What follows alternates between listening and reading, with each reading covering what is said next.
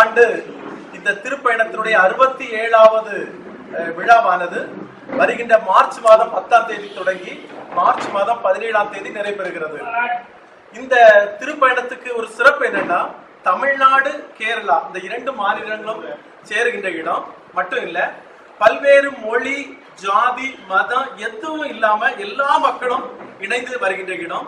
கடல் மட்டத்திலிருந்து 3000 அடி உயரத்தில் இருக்கிற ஒரு அருமையான திருப்பயண இடம் மட்டுமல்ல, ஏறக்குறைய 25 லட்சம் மக்கள் பங்கேற்கின்ற ஒரு திருப்பயண நிகழ்வு. இதுல இந்த ஆண்டு அந்த திருப்பயண நிகழ்வானது மார்ச் மாதம் 10ஆம் தேதி ஞாயிற்றுக்கிழமை பிற்பகல் 4 மணிக்கு வெள்ளரடை அந்த குருசுமலை அடிவாரத்தில் வைத்து நெய்யாற்றுக்கரை மறைமாவட்ட ஆயர் மேதகு வின்சென்ட் சாமுவேல் ஆண்டகை அவர்களால் திருக்கொடியேற்றத்தோடு ஆரம்பிக்கின்றோம்.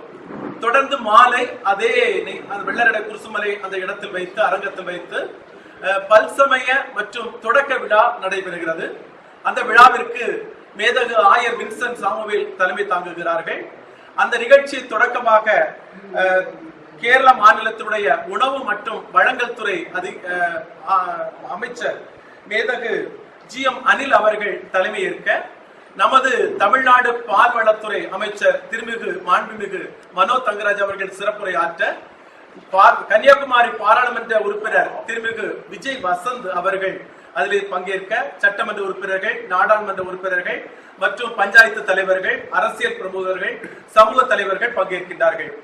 தினமும் காலை 5:30 மணிக்கு காலை ஜெபத்திலிருந்து இரவு 8 மணி வரையிலும் சமூக நிகழ்ச்சிகள், சமய நிகழ்ச்சிகள் மற்றும் மக்களுக்கு ஆன்மீக சார்ந்த பல்வேறு நிலைகளிலே இந்த அருமையான நிகழ்ச்சிகள் நடைபெறுகின்றது.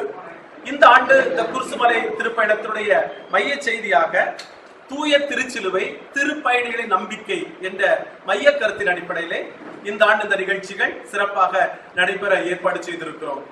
இதற்கு தமிழ்நாடு அரசு மற்றும் கேரள அரசு முழுமையான ஒத்துழைப்பு தருகிறது.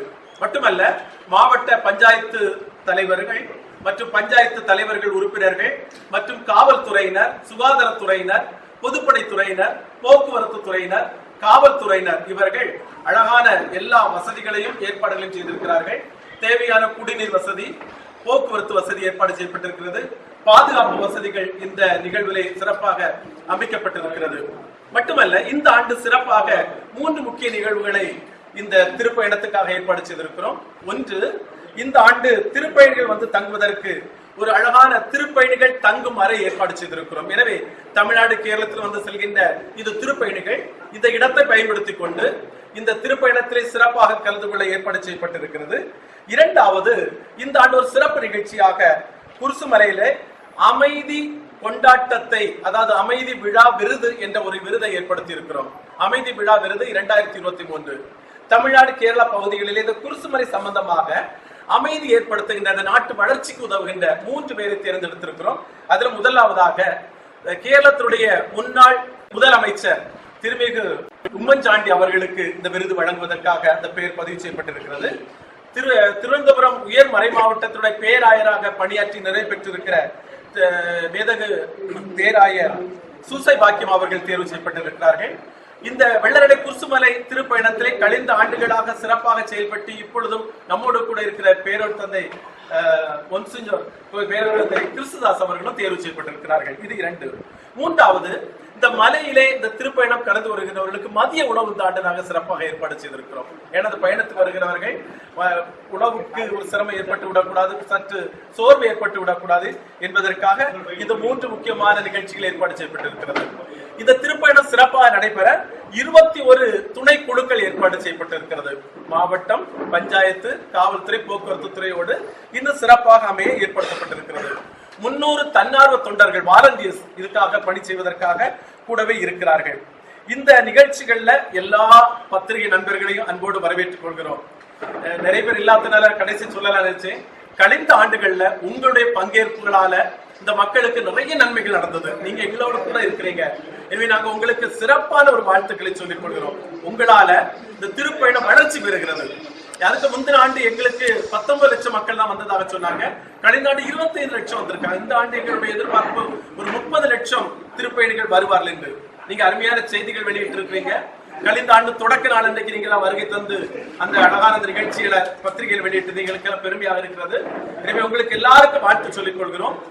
திருப்பயணத்துக்கு தேவையான எல்லா ஏற்பாடுகளையும் மாவட்ட நிர்வாகமும் பஞ்சாயத்து நிர்வாகமும் அதோடு சேர்ந்த அந்த திருப்பயண திருக்குழு சார்பாக ஏற்பாடு செய்திருக்கிறோம். எனவே அனைவரையும் இந்த அருமையான திருப்பயணத்துக்கு கலந்து கொள்ள கேட்டுக் கொள்கிறோம். நான் நேர்வ சொன்னது போல தமிழ் மொழி பேசுவோரும் மலையாள மொழி பேசுவோரும் அங்க இருக்கிறாங்க. தமிழ்நாடும் கேரளமும் அங்க இருக்கிறது.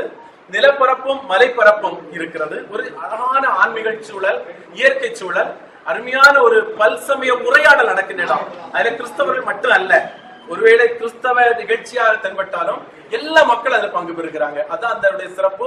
நம்ம நாட்டு ஒற்றுமைக்கும் இந்த நாட்டு பன்முகத்தன்மைக்கும் அது எடுத்துக்காட்டாக இருக்கிறது. எனவே அனைவரையும் மீண்டும் ஒரு முறை பாசத்தோடு வரவேற்று உங்க எல்லாருக்கும் நாங்க திருப்பயண நிகழ்ச்சி சார்பாக வரவேற்றுக் கொள்கிறோம். இந்த திருப்பயண நிகழ்ச்சியுடைய தலைவராக இருக்கக்கூடிய பேரர் தந்தை கிறிஸ்துதாஸ் அவர்கள் இருக்கிறார்கள். இந்த திருத்தலத்தினுடைய திருத்தல அதிபராக பேரூர் தந்தை வின்சென்ட் கே பீட்டர் அவர்கள் இருக்கிறார்கள். திருப்பயண குழுவினர் இருக்கிறார்கள். நான் அதனுடைய இயக்குநராக ஃபாதர் மனோ நான் இருக்கிறேன். நாங்க இந்த நிகழ்ச்சிகளை நாங்க ஒருங்கிணைத்துக் கொண்டிருக்கிறோம். இப்ப இந்த உங்களுக்கு ஒரு பத்திரிகை செய்தி தந்திருக்கிறோம். அதுல தொடர்பு எண்கள் குறிப்பிட்டிருக்கிறோம், வெப்சைட் குறிப்பிட்டிருக்கிறோம். மேற்படி ஏதாவது தகவல் தேவைப்பட்டா நீங்க எங்களுக்கு உதவி செய்ய வேண்டும் என்றும், திருப்பயணத்துல நீங்க கண்டிப்பாக உங்க குடும்பத்தினரோடு நீங்கள் கலந்து கொள்ள வேண்டும் என்றும் பாசத்தோடு கேட்டுக்கொள்கிறோம். உங்களுக்கு நல்ல ஏற்பாடுகளை நாங்க செய்து வைத்திருக்கிறோம்.